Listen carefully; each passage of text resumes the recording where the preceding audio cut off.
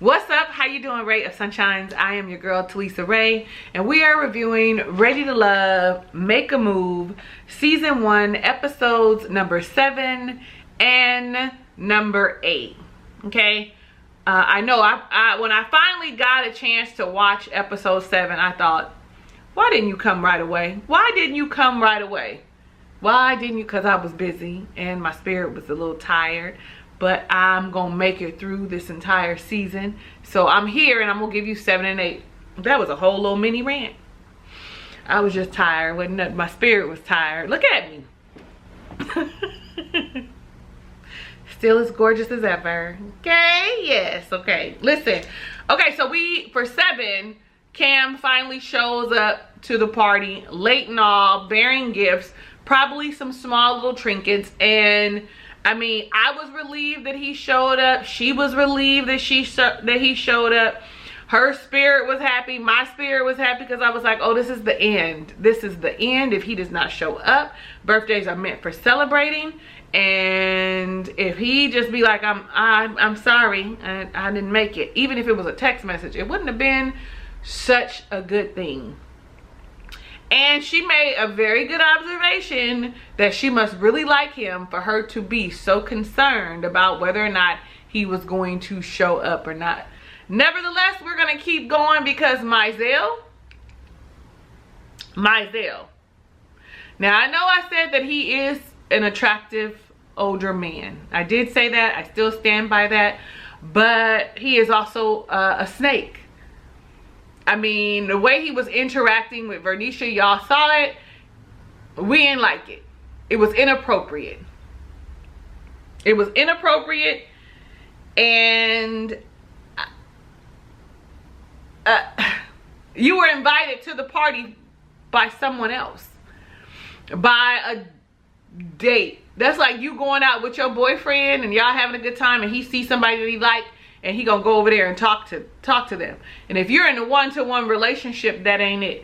Even if you're in a one-to-many relationship, that ain't it. Especially if that's not a conversation that you guys have had and that's how you're moving and if that's the space that you're in. That's not okay. It doesn't feel good. Okay, now Charisse might have been oblivious or was oblivious is what we find out later when we get to the house the next morning because, you know, Ashley's gushing over Don, excited, yay Ashley. And then you have Vernisha say that Myel asked for my phone number, and not only did he ask for my phone number, he been texting me all night. Very underhanded, very, I don't like that.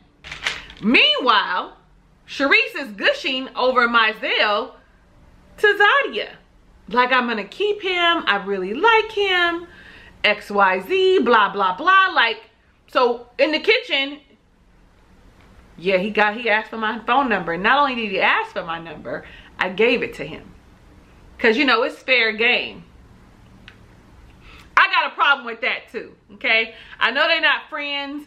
I know that everybody is fair game. But the fact of the matter is the place that this occurred when he was specifically a date that I invited, I feel like that's not okay, right? I feel in my spirit, I feel like that. I don't want to say it's betrayal because she did go ahead and say something about it later, but I feel like she should have said, oh, but you're here with Charisse. Oh, why don't you go and talk to Charisse about this? See how Charisse would feel. Or maybe her ask Charisse, hey, he's asking for my number. I don't know. But I'm going to tell you one thing's for sure. I ain't like it. I ain't like it on either one of their behalves. I get that everybody is fair game, but it could have been another opportunity. It could have been done differently. He could have inboxed her in her DMs. He could have did something different than ask for that number and her giving it to him at that specific party. This ain't Ready to Love, right? This ain't everybody dating everybody, but low-key it is. Like, listen, I ain't like it. If y'all liked it and y'all thought it was cool, y'all let me know down below in the comments.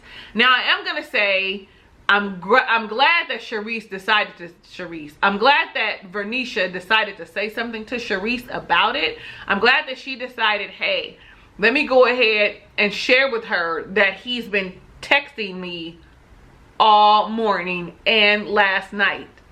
Okay?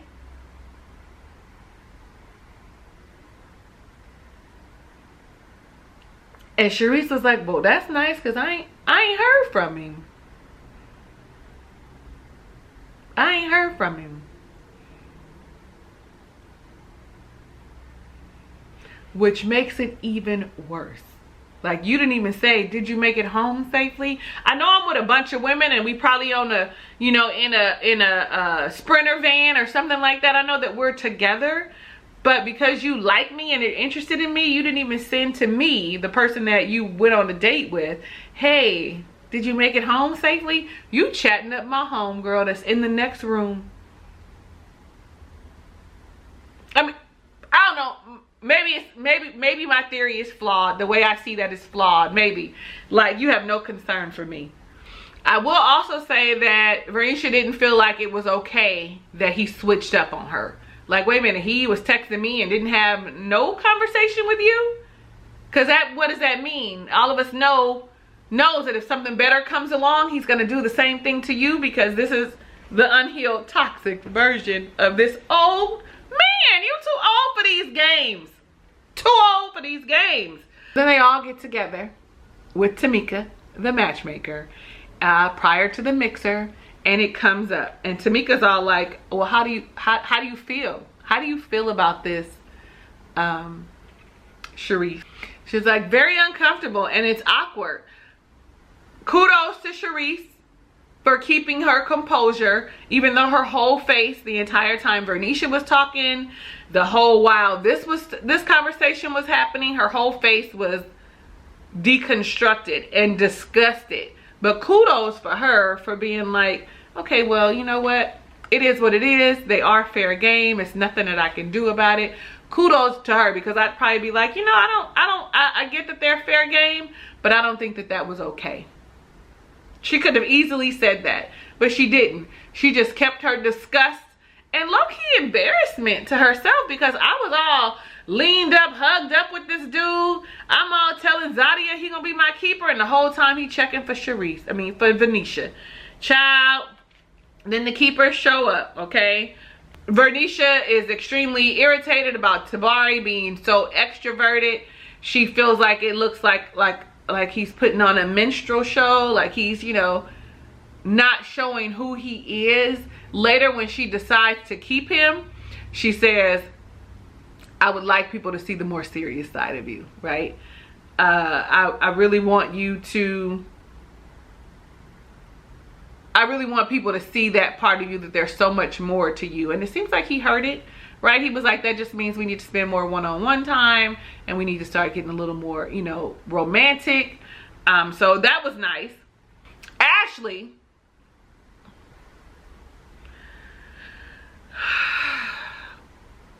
I wrote down, this man isn't into you at all, but it felt like, even though she ultimately let him go, it felt like she wanted him to fight for her, to be groveling and apologetic and I'm sorry. And had he done that, she would have accepted him and kept him as her keeper.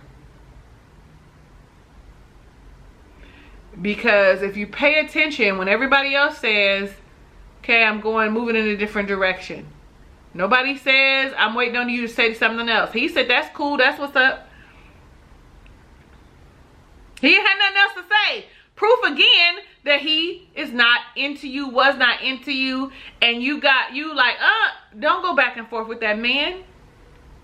He's not ready for what you want, and he is going to be unhealthy and just continue to have you in this emotional spin cycle. Like, also though, he was low-key embarrassed, like, oh, she don't want me no more. That was his energy. She don't want me no more. Oh, I'm the best thing ever. She don't want me. That little, wasn't no water really in that damn water bottle. He turns it up or whatever. Listen, she ain't like you. I mean, she ain't like you. She likes you. But your feelings is hurt because you thought that you was that dude. That you thought that she was just going to be like, it's cool that you didn't show up. But that is the energy that she has been giving us the entire time when it has come to Kirsten. So I'm glad that he's gone. I'm glad that he's gone. Okay, I'm glad that he's gone. And so for me to continue in this vein, Tamika made a call and asked Don to come. And she was like, oh, he rushed over to me. He rushed over to see that I was okay. Wait, let me look and see what her verbiage was, cause okay. So when Tamika says, hey, you know, he shows up on her behalf, I feel like it speaks volumes. A few things. He's, you know, used we statements. That's always a huge thing when someone likes you. They use we statements. And when you've been dating for a while and they start planning things in the future, I'm not gonna say right now because no. One thing that Ashley asked him is, what do you want? Asking him, what do you want? And he gave the same answer that he gave in the beginning, which was, I want us to develop a friendship and that it grows organically. My question though is, Ashley, what do you want? Do you really know what you want?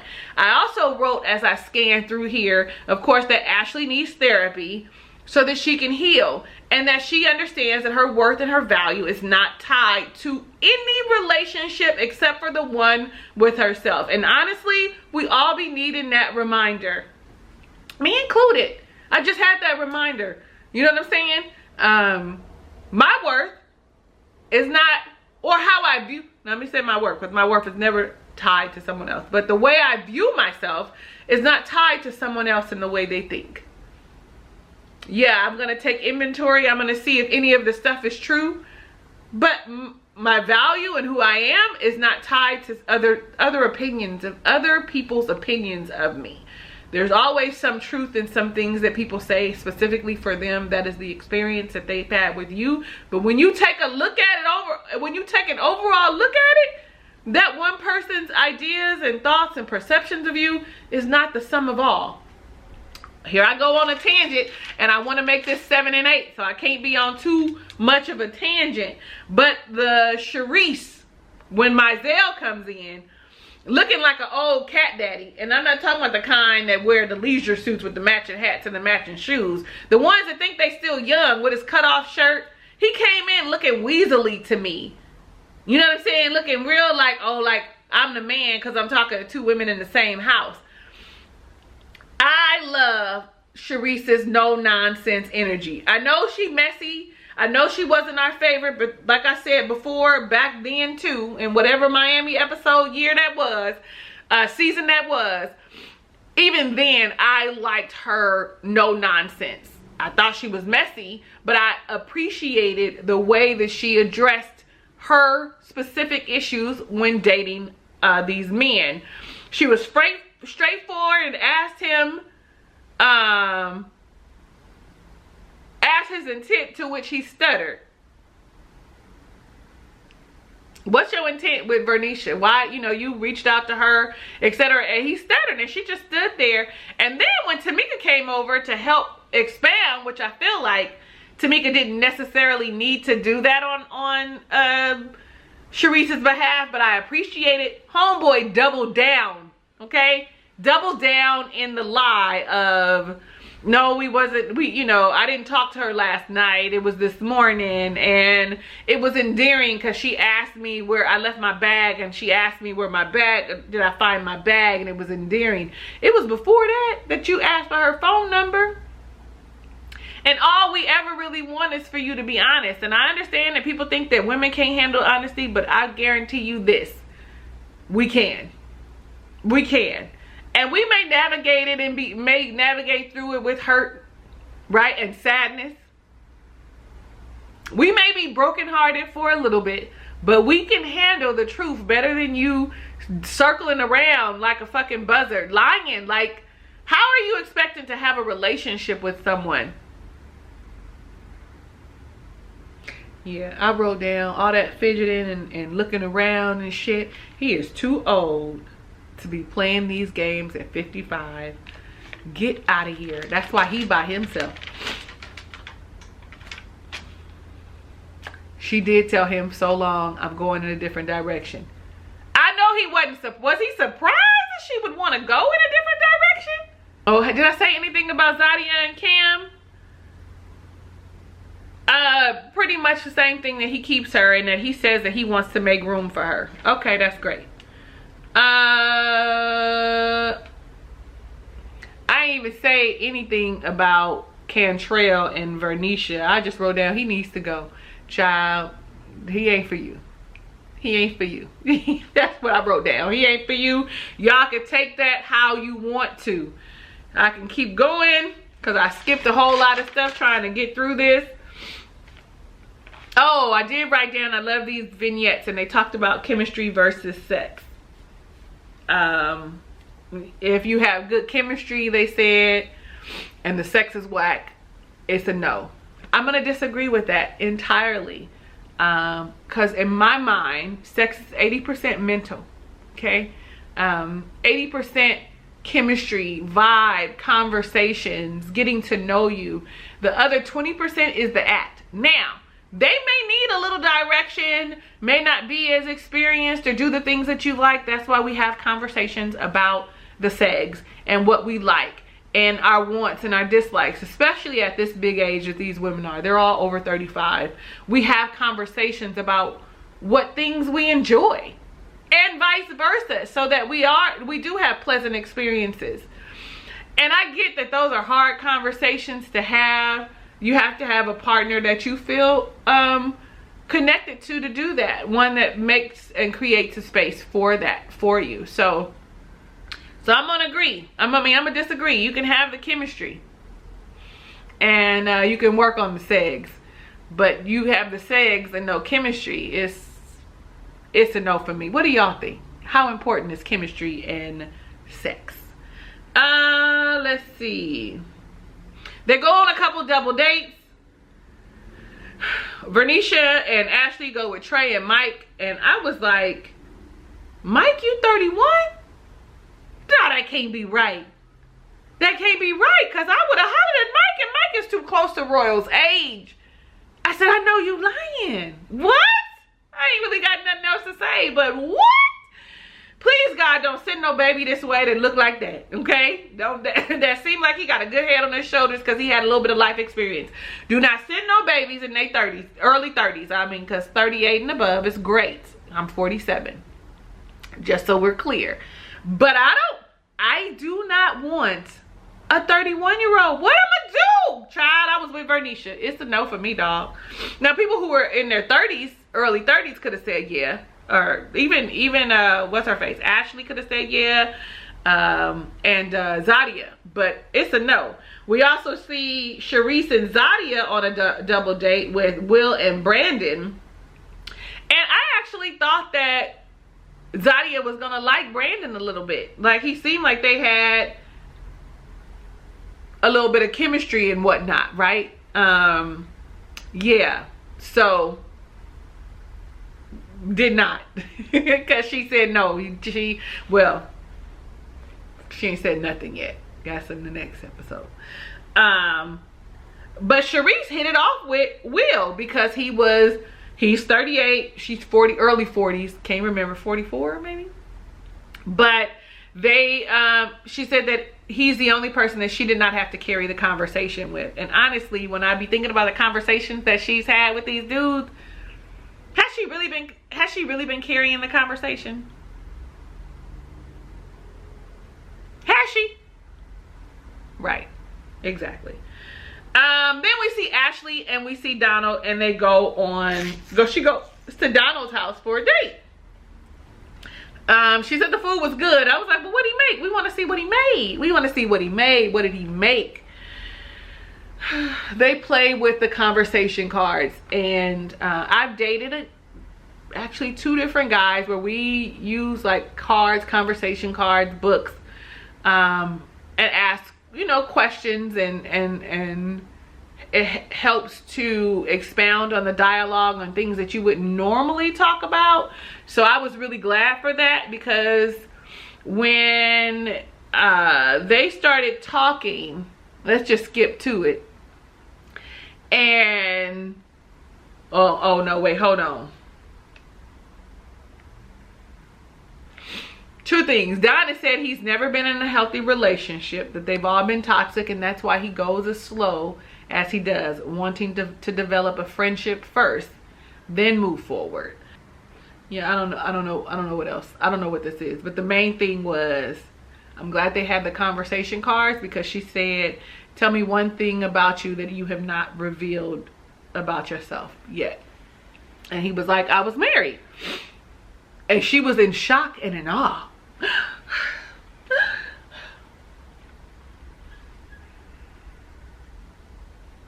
And had the nerve to be like, oh, so how we been going on these dates and talking and stuff, and you ain't never tell me that. Evidently, y'all haven't been having real conversations. You've been having surface conversations. Nobody's asked the questions, have you been married before?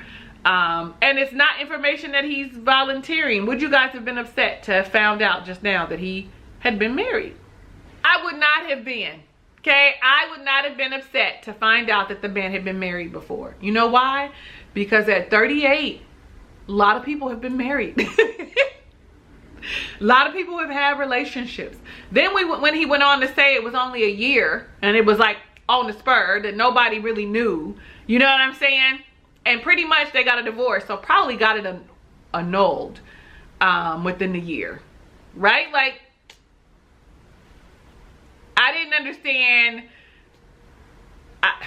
That's just me, and maybe it's because of the space that I'm in already in my life. Maybe it's because I've been married.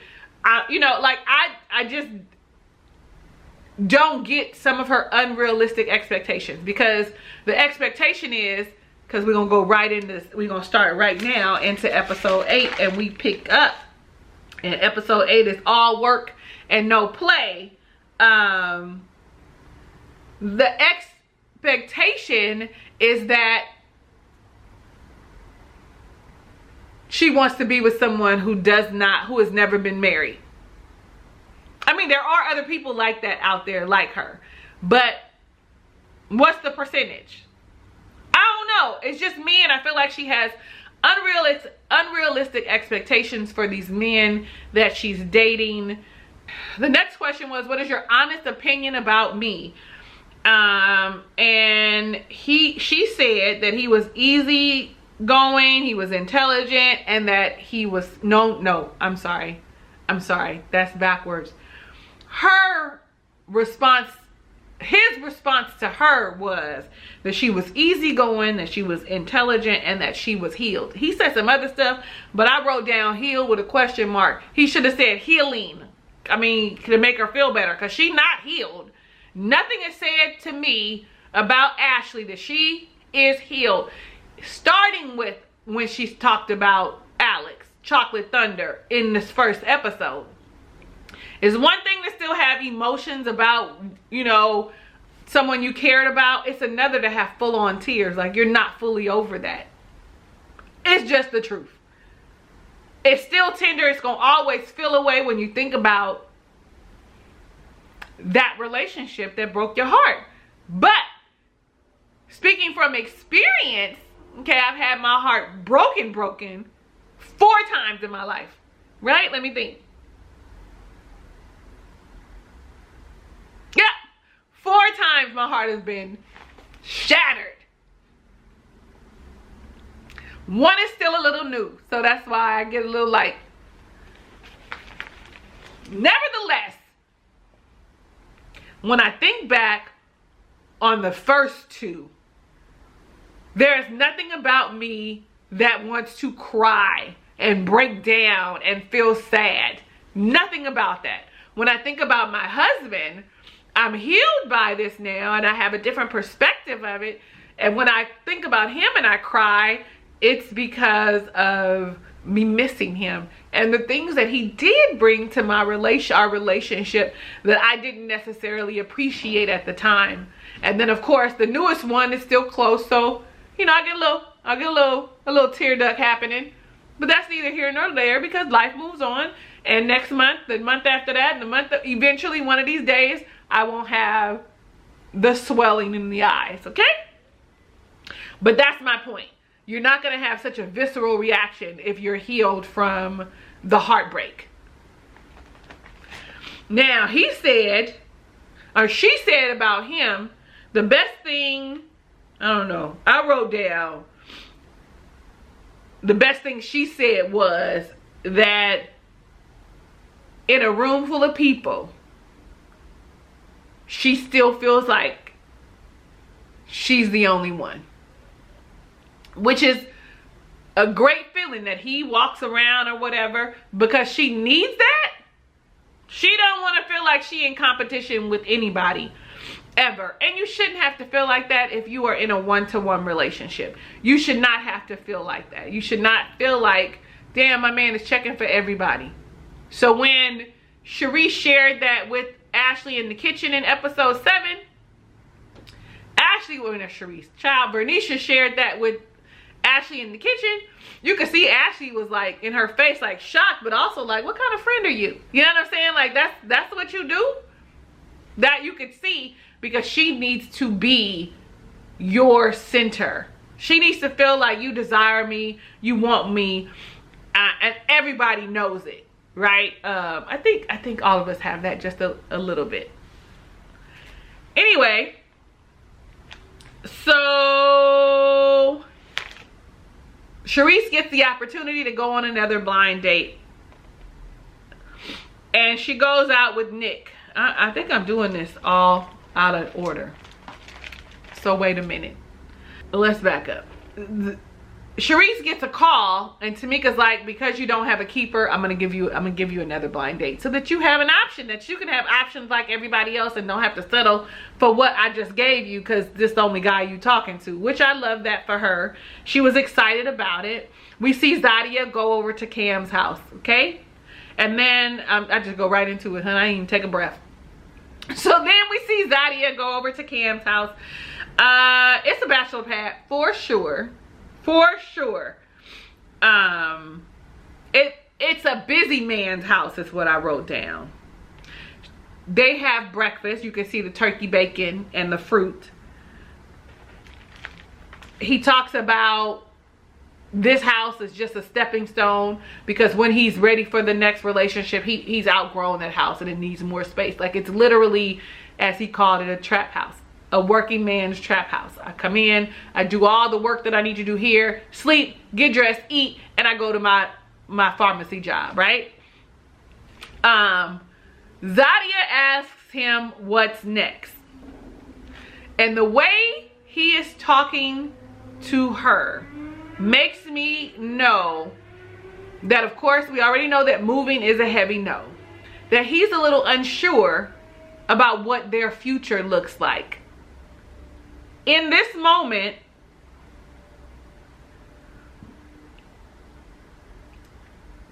there's a lot of uncertainty for him and for her. They talk about a long distance relationship and having conversations about that, because he's like, I'm never moving back to DC. I don't want to move to DC. I'm gonna buy me a couple of pieces of property here. This is home for me. When they start talking about the long distance relationship conversation, he's hesitant, but she wants to see about making it work, and he's a little cautious.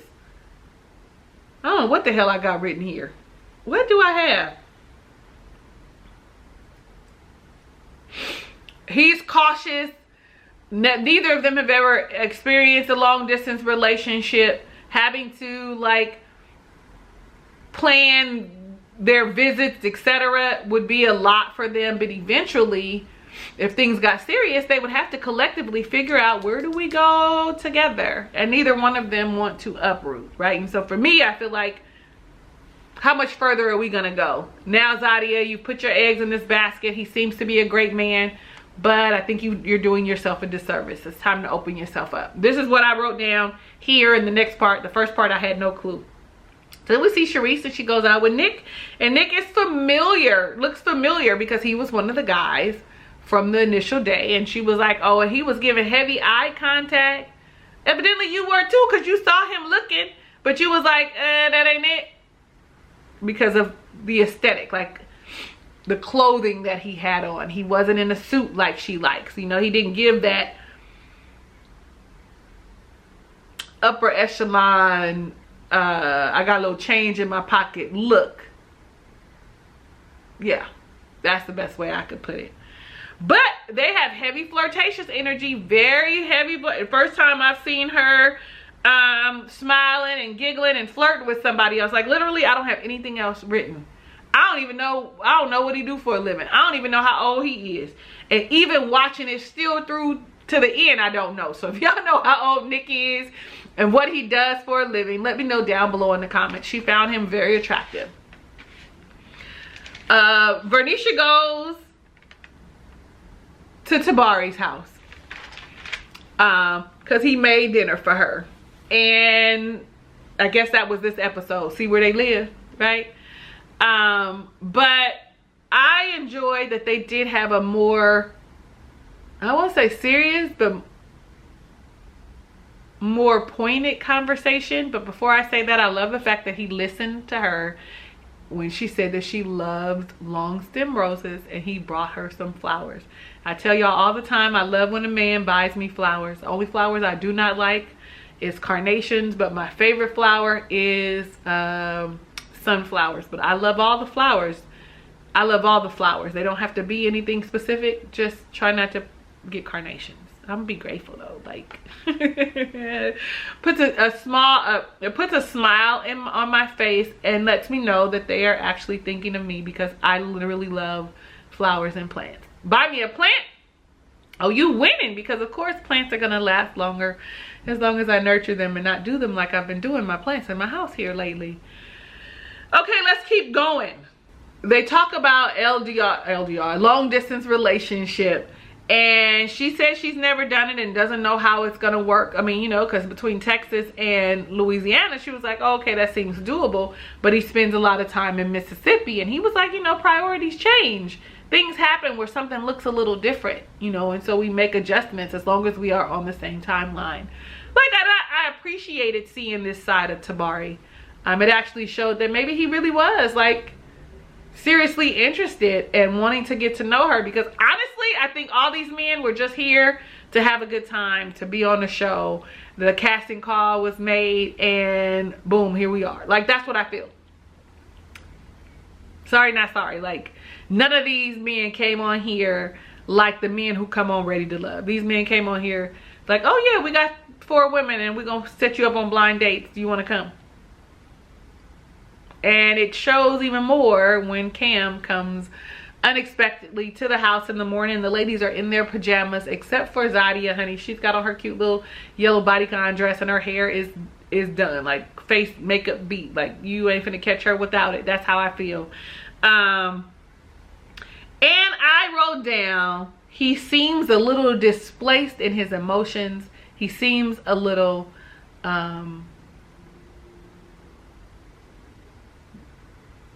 like, what's the word? He's starting to detach himself a little bit, or trying to. When he comes in and he sits down and he tells her, like, pretty much, my life has really been busy. I wasn't really expecting this. I wasn't really expecting to connect with anyone this year. That wasn't part of my goals. That was not in the plan. I'm all like, oh, okay. So he's about to let her go. He's about to say, okay, I can't do this. But he's a coward. He's a fucking coward. Sorry, y'all, but he is. He's a coward. That was the intent behind the conversation. He was trying to get her to say, I'm going to let you go and go into a different direction. But he got there and he couldn't do it. And he was probing for her to do it. I'm just going to keep it a band. That's how I saw it. And she likes him enough where she's like, well, I mean, I get that we're busy. I'm busy. I get we're taking it slow. All of these things. But the fact of the matter is, he was coming to say, you should move in a different direction. I'm enjoying your company. But it's also causing me to veer off of what the goal and my plan was for this year. That man is probably a fucking Capricorn.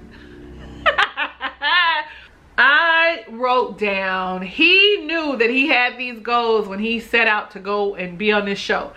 But like I just said a minute ago, him and all the rest of the men were probably just feeling like we're going on some dates and we're gonna have a good time. Nothing serious is gonna happen. And he met Zadia and they connected. And that is the risk that you take when you date. You can go in thinking, I'm just gonna have a good time. You can actually speak that out loud and something changes and you find yourself really enjoying the time spent with someone. been clear when they started connecting. I don't know, one of them times when she was like, he's just so busy, and they asked about it. He should have said it then. I have a set of goals. You know what I mean? I'm doing you a disservice and me because I really like you, and I don't have the time. It's veering off of the things that I've chosen for myself. Like,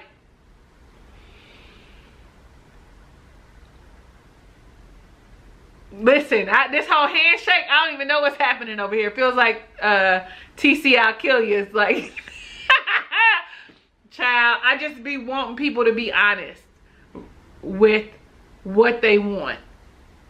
Even when you look back on the relationships that you've been in, you think about if they were just honest about what it was they wanted, things could have looked different. However, I'm going to say this for all of us. I am grateful for my past. I appreciate where I am today, and I can't wait to see what tomorrow looks like. Like, I'm excited about tomorrow, so that we don't be stuck in a space when we revisit our lives.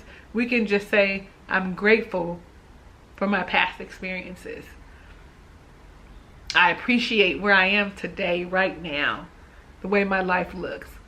But I am excited to see what tomorrow holds, because all of these accumulation of experiences will affect tomorrow, right? It'll look different.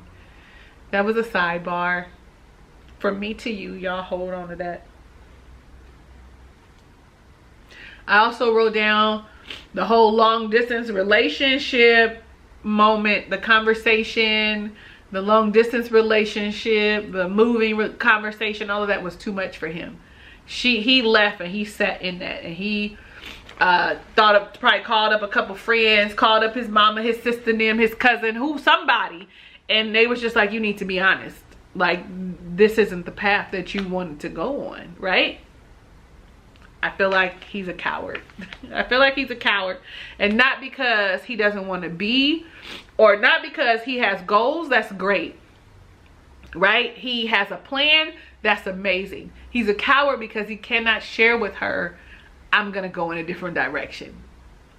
I don't know. One of my homeboys once said, it's because we don't want to be hurting y'all's feelings. Hurt my feelings and tell me sooner than later. Don't wait until a year after you felt differently. That's gonna hurt. Telling me sooner is gonna be better. So they had a vignette question. The question is, what is wrong with men? Oh wait. Let me see. What is wrong with how men communicate? That's the question. Y'all got something to add?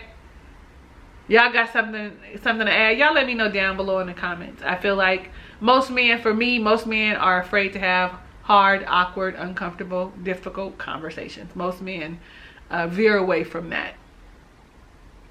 Not only for us, but partly for them as well. Most men get stuck in their point of view, so that does not allow them to see the full scope of a situation.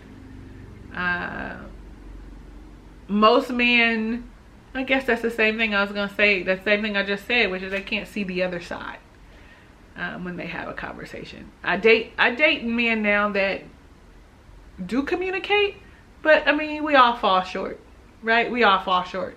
And I feel like one of the biggest things is most men cannot see a full scope. They only see how they feel, how it's affecting them, and what's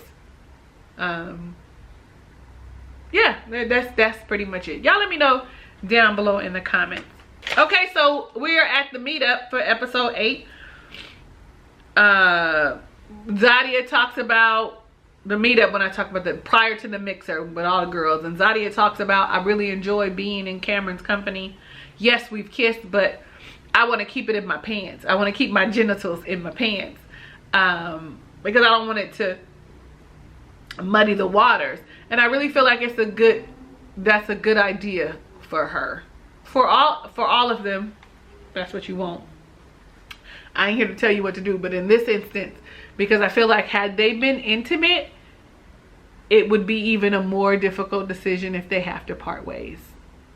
Okay, just so you know. And then Sharice, they say both of the men are coming to the mixer so that you can make a choice. Now, you haven't had to be in this situation, but in this instance, except for Zadia's birthday, but other than that, and both of those men were new too, if we recall correctly.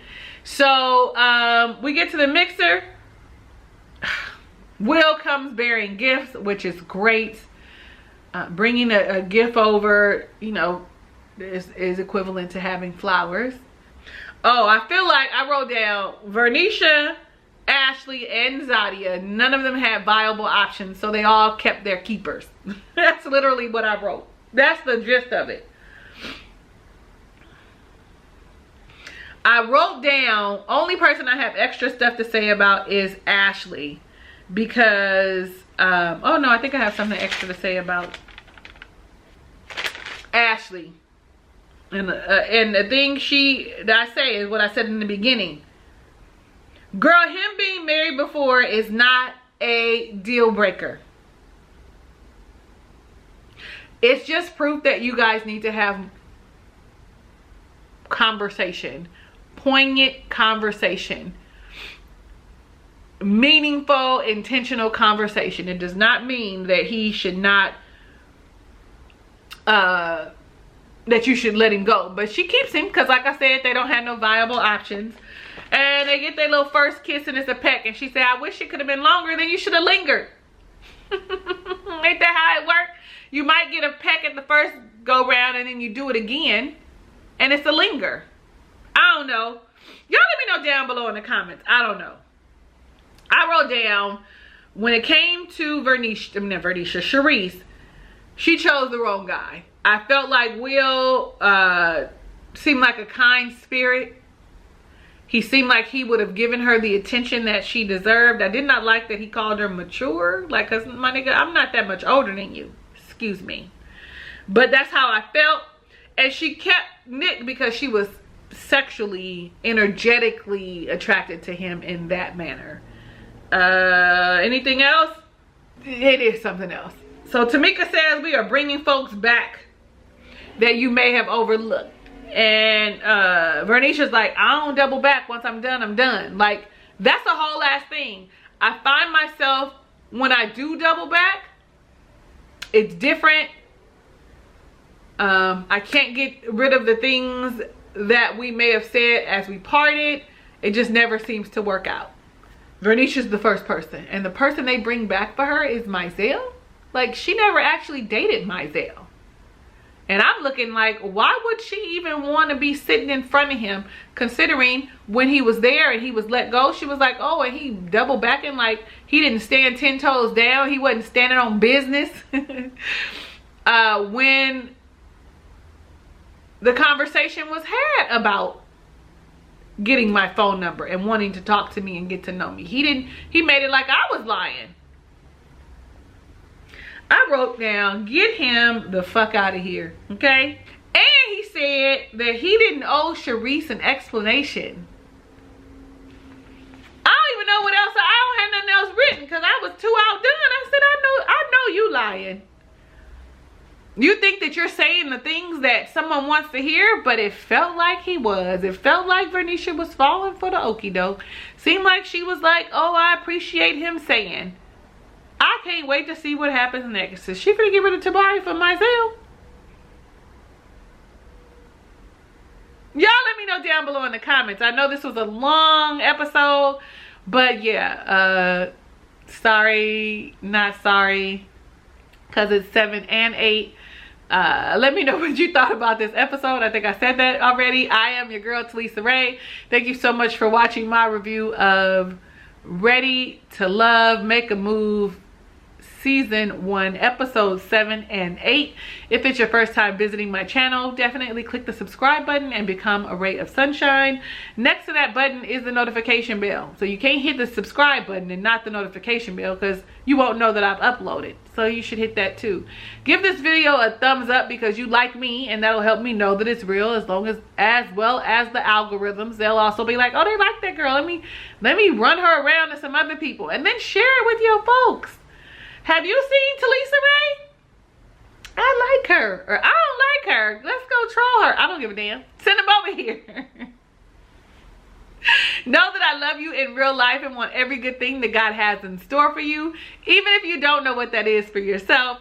Hugs and kisses and lots of love. I will see you on the next review.